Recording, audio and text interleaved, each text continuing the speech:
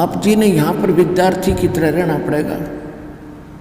जैसे विद्यार्थी स्कूल में जाता है, उसको जहाँ भी बैठने का स्थान मिल जाता है, चाहे वो किसी भी उच्च अधिकारी या सेठ का बच्चा हो, वह अपने भाई बहनों के साथ बिल्कुल एक आम भगत आम स्टूडेंट की तरह ही रहता है। इसी प्रकार आप जी ने अपना भाव जब आप सत्संग में आते हो एक बालक जैसा बनाना होगा। चाहे आप कितने उच्च अधिकारी हैं, चाहे कितने आप धनी हैं या निर्धन कितने ही हैं, आप जी यहाँ आते हो तो अपने उस सब अहम को भूल जाना, क्योंकि आप एक भक्त हो। और भक्त में जो लक्षण होने चाहिए वो हमारे शास्त्र के, हमारे आश्रम के नियम के अनुसार ही चलना चाहिए। तो विद्यार्थी अच्छा है, वो भक्त है। जैसे परमात्मा कहते संत मिलन को चालियो तज माया अभिमान, जो जो कदम आगे रखे ओ हे यज्ञ समान। हमारे को अध्यात्म मार्ग में उभारने के लिए, हमारे को धनी बनाने के लिए, अच्छा विद्यार्थी बनाने के लिए परमात्मा किस किस प्रकार के उदाहरण हमारे को दे रहे हैं कि जिस समय आप सत्संग की तरफ चलो, संत की तरफ चलो, उस समय आपको ना अपने पद का गर्व हो, ना अपने धन का हो, ना जाति का हो। आप ऐसे आए जैसे एक भयंकर रोग पीड़ित व्यक्ति जिस समय वो हॉस्पिटल की तरफ चलता है और वहाँ के लोकल डॉक्टर उसको जवाब दे देते हैं कि आपकी बीमारी हमारे समझ से बाहर है, आप पीजीआई के अंदर या एमएस के अंदर चेक कराइए। तो चाहे वो कितना बड़ा अधिकारी है, चाहे कितनी बड़ी उसकी पोस्ट है, कितना उसका धन है, उस समय उसको अपनी औकात का पता होता है कि अब तेरे साथ क्या बन सकता है। फिर वो हॉस्पिटल की तरफ जाता है तो उसको पता होता है कि अब तू शायद कुछ दिनों का ही मेहमान है। उस समय उसके पास चाहे वो कितना अच्छा बड़ा अधिकारी हो, कितना ही पद प्राप्त हो, वो पद और अपना धनाढ्य नहीं देखता, अपना जीवन देखता है। जहाँ भी डॉक्टर कहते हैं वही बैठ जाता है, कपड़े उतारो जी, तुरंत उतार देता है, यहाँ लेट जाओ जी, लेट जाता है, जाओ ये चेक करा के आओ, उठा कर पर्ची चल पड़ता है। तो इसी प्रकार आप जी जब यहाँ आते हो, आप एक भयंकर रोग से ग्रस्त हैं। वो रोग कौन सा है? जन्म और मरण का। जन्म और मृत्यु का जो दीर्घ रोग है, ये आप सभी प्राणियों को लगा हुआ है। और वो एकमात्र एमएस हॉस्पिटल इस विश्व के अंदर सतलोक आश्रम बरवाला, जिला हिसार, हरियाणा के अंदर है। और यहाँ वो रोग आपका कट सकता है। तो आप उस और यहाँ अगर भी आपके अंदर नखरे रहेंगे, किसी प्रकार का अहम बकवाद रहेगी, तो फिर आप जीवन रक्षा नहीं कर पाओगे, अर्थात उस दीर्घ रोग के नाश होने से वंचित रह जाओगे।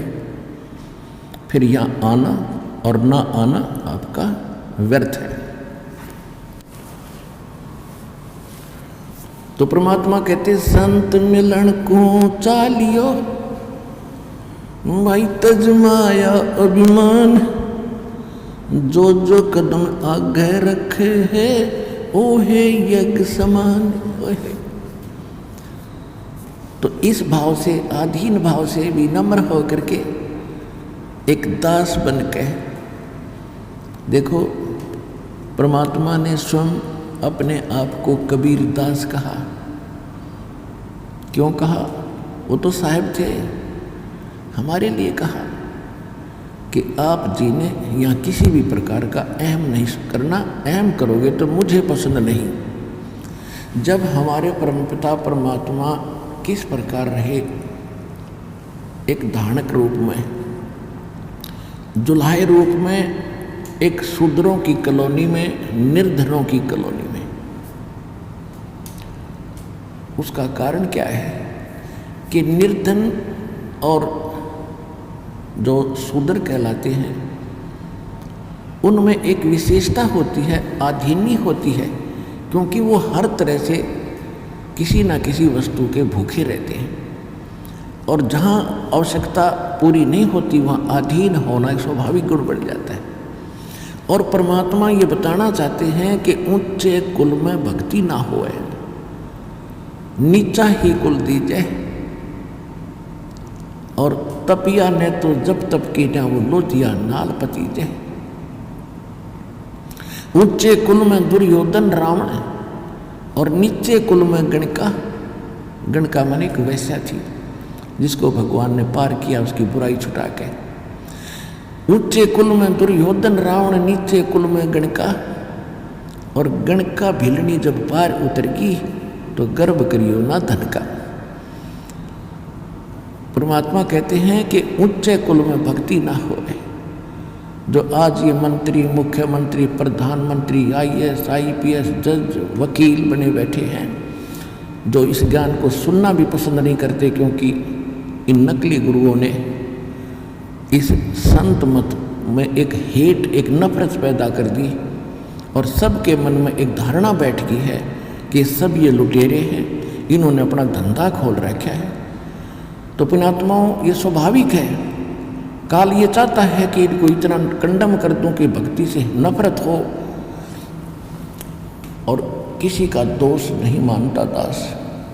जैसे आप कोई वस्तु खरीदने बाजार जाते हो और बाजार के अंदर आप 9 नकली दुकानों पर ठगे जा चुके हो, जिसमें आप कोई कहेगा कि वो दुकान पर ओरिजिनल वस्तु मिलती है, आपका कतई विश्वास नहीं।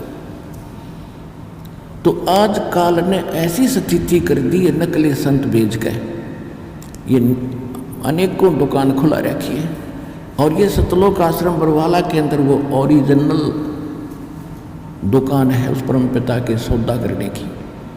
अब इस पर विश्वास होना थोड़ा बहुत समय लगेगा, लेकिन होगा।